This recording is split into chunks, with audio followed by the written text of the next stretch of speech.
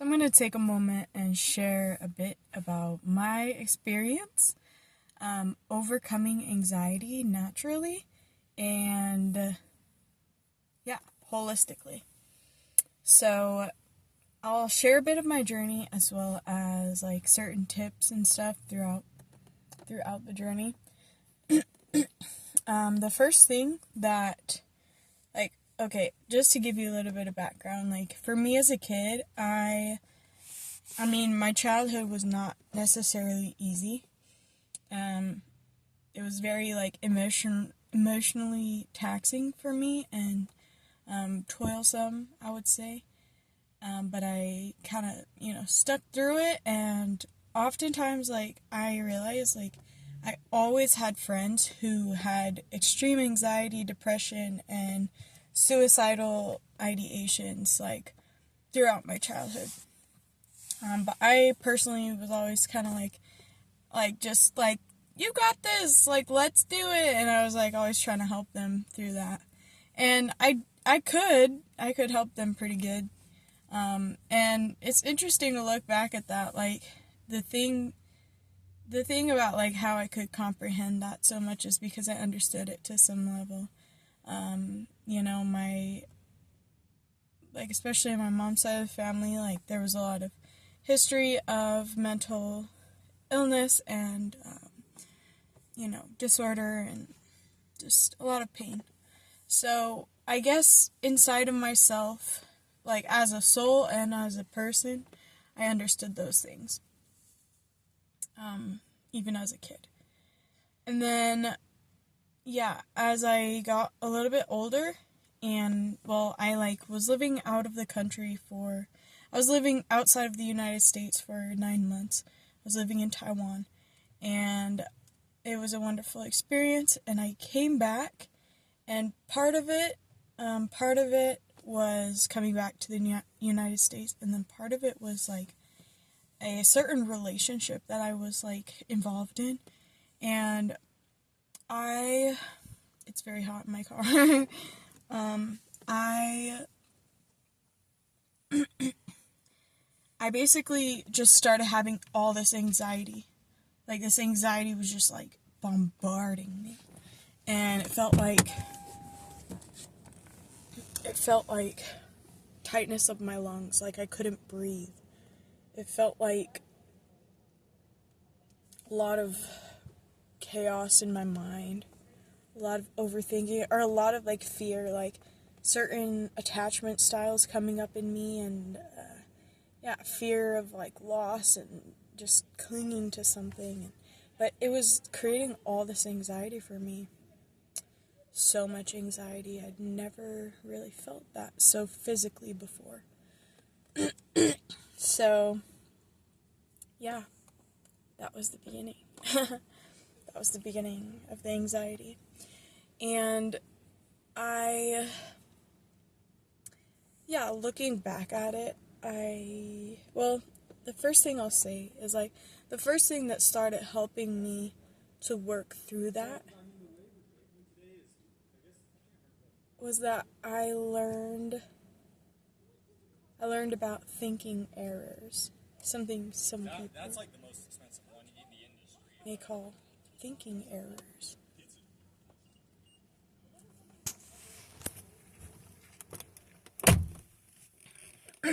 Thinking errors. For example, maximizing something. Okay, you experience this. This is a huge one. I feel like this one is huge because it's so I think that was one of the biggest ways that I would have error in my thinking was I would, like, maybe experience, for example, something really awkward, something that felt awkward with a human, and then I would, like, start going crazy about it in my mind, like, maximizing it, making it bigger than it actually was. That was one of the biggest things for me.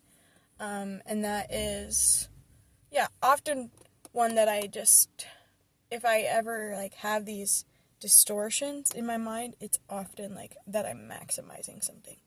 That I'm making something a bigger deal than it actually is in real physical reality. It becomes, like, this emotional, like, huge thing, even if it's not. So that was the first step, was, yeah, to really start comprehending how our minds can kind of distort things.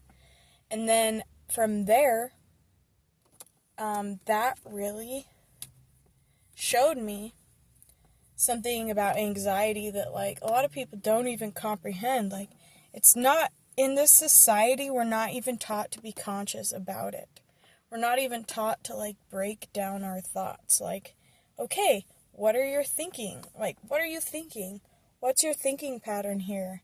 Like, there's just this whole culture of, like, non-presence surrounding these mental illnesses, like anxiety and depression. Like, there's this whole culture of you know, not knowing and not coming directly to it.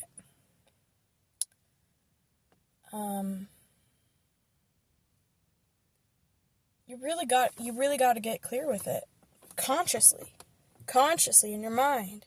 Understand that your anxiety many times is stemming from your thoughts and the way you're thinking about things, your hyperfixations, your inability to change topics of thought. There's that.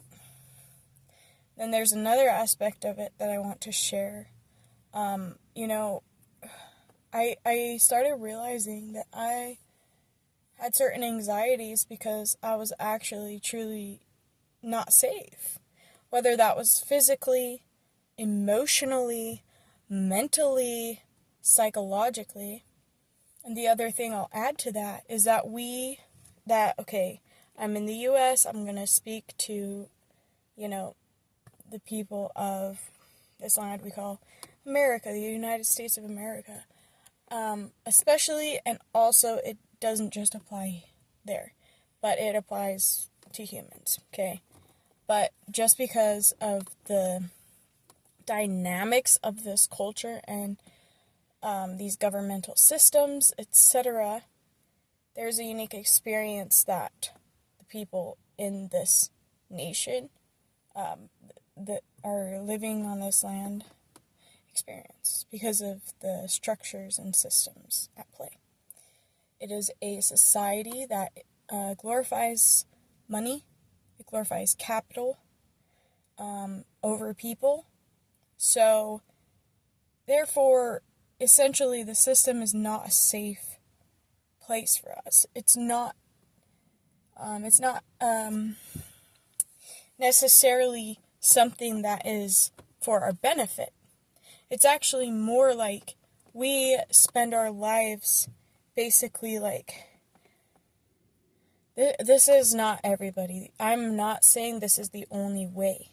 But the way many people have in their minds is that we have to grind, like work, never actually live, just so we can, like, pay this large amount in rent, and this large amount for food, and this large amount to maintain a car, and etc., anything you want to do.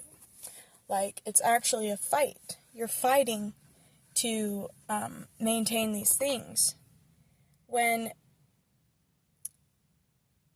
if you actually step back into the pace of nature, if you just spend some time, like, spend a week outside and just flowing with natural cycles, you're gonna see the drastic difference between natural cycles and between the systems at play.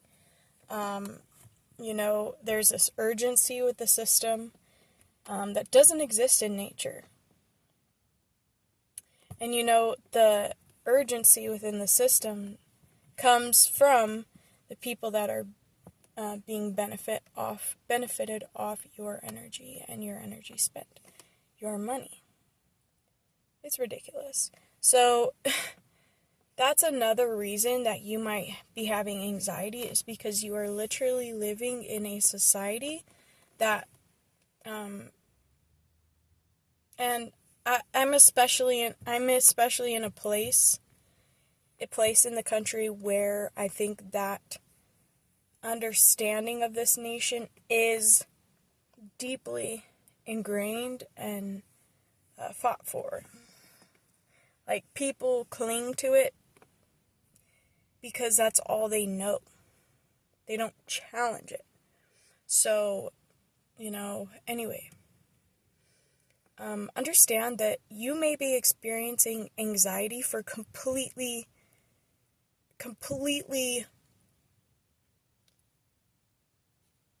plausible reasons. Completely, what am I trying to say? What's the word? Like, for reasons that completely make sense, that make complete sense. If you are not safe emotionally in the place you are living or with a certain person, and you're married and you're just a wreck with anxiety, like, is that relation a part of it? Is that relationship a part of that dynamic? You have to be realistic with yourselves on these things, because it seems like we are taught that we need to, like, be within this weird society and just be, surrounded constantly by uncomfortable and inauthentic things and people and systems and places, etc., etc., etc. And we're just supposed to be fine. And if you have anxiety, you have these problems. This is something I really want to reframe within the mind, within the collective mind. That is rooted in a culture that is very disconnected from the self, very disconnected from the body. You only came here to this planet with one thing. That was your physical body.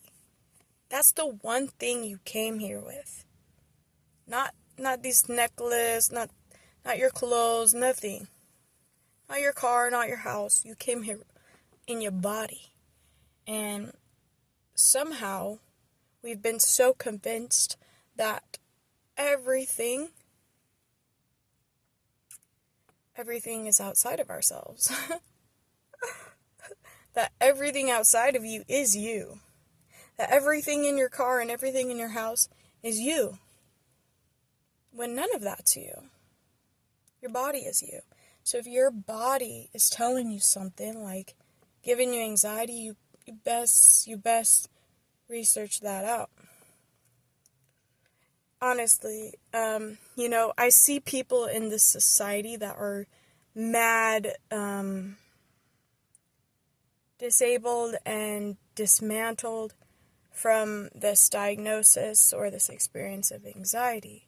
They be taking meds, like, just trying to, like, get through another day, at their job, at their school, whatever it is. And they are completely disempowered. Like, anxiety rules them, pretty much.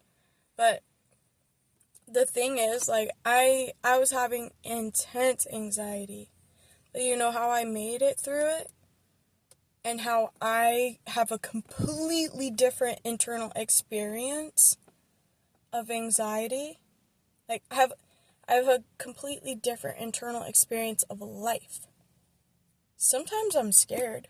For sure, sometimes I'm scared. But I am not overtaken by anxiety like I once was. And it's because I became very conscious about what I was going through. That's where healing begins. They want to make it easy for you so you don't have to heal.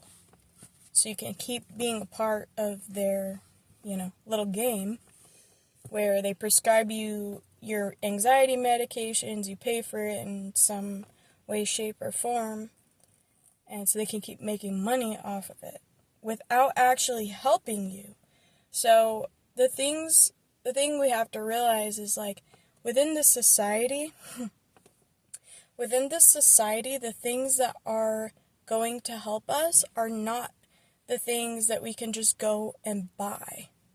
First, the thing that's going to help us is coming back to ourselves. That's the first thing. And when you can really do that, your life is going to change. It's going, like, I don't just say that for fun or because it sounds nice. Your life will literally change. Your lifestyle will change. There will be a lot of things, people, places that lose value to you or resonance with you. You will be asked to move in radical directions. You will be asked to move in radical directions. It's gonna be freaking scary, I promise you. Especially when you have been comfortable. Even though anxiety is not a comfortable experience, you've been comfortable in your anxiety because there's something wrong with you, and somebody might have something to help you with it. And it might work for a moment. But then you might still be dealing with the same problems already again and again. And, you know, it's just not the way to make it out of the loop. It's just a loop. It's just a loop. Anything else? Learn how to breathe. Especially in the beginning, like in the beginning of my experience with anxiety, where I just felt like I couldn't breathe, then I started trying to, like, breathe. Like,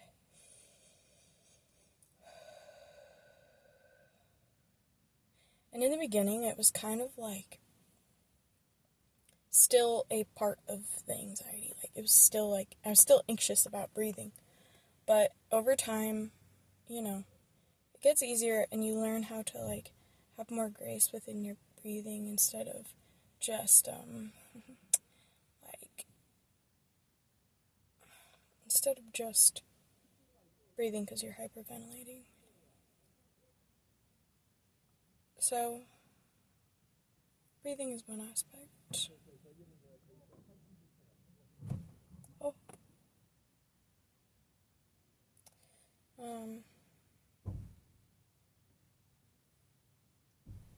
Anyway. What else? Have a tool belt. With tools in it. Like, for example, understand what kind of, like, maybe make a playlist for yourself with music. Just music. Like, I have a playlist called Chill a Bit. Chill a bit. Like, just chill a bit. Chill, just relax a little bit. Music and sound has a wonderful ability to regulate our nervous systems. The other thing I would recommend to regulating your nervous system is just go lay on the grass. Lay on the grass. Whether it's in your backyard, at a park, in nature. Just go lay down. Let your body come back to that natural pace.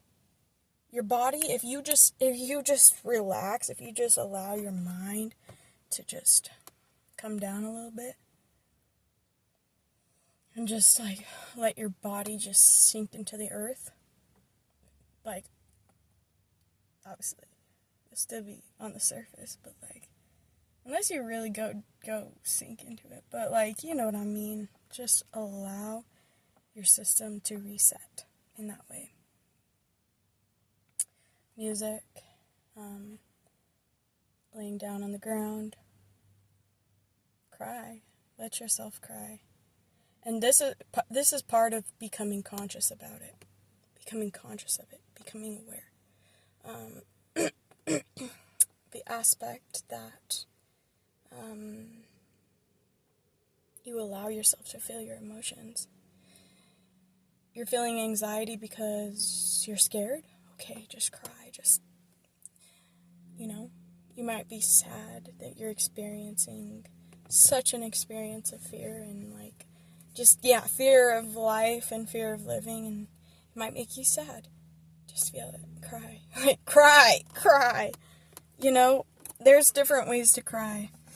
I love to cry. Like I'm an advocate for crying because I truly believe that it is a natural function that is there to serve us.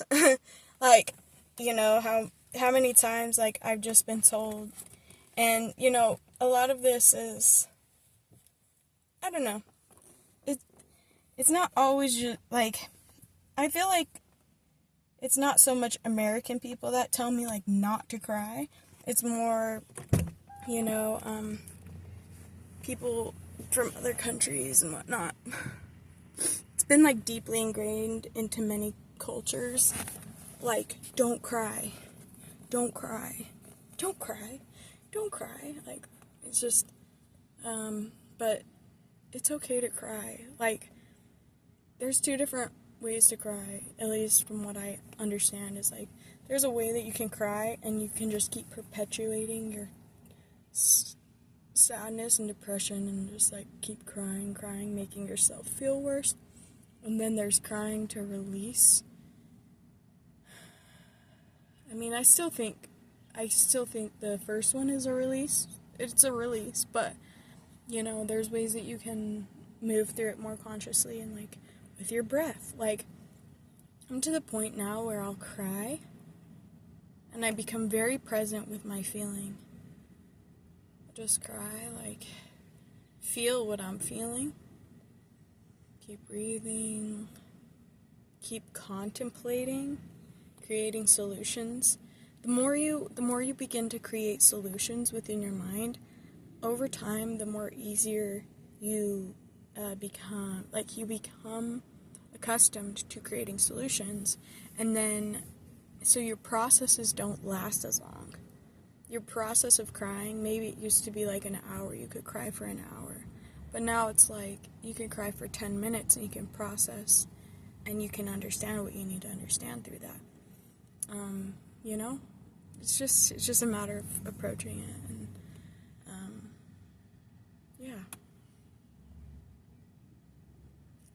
I truly believe, well, I know that we can overcome anxiety, through processing, through, contemplation, consciousness, and healing.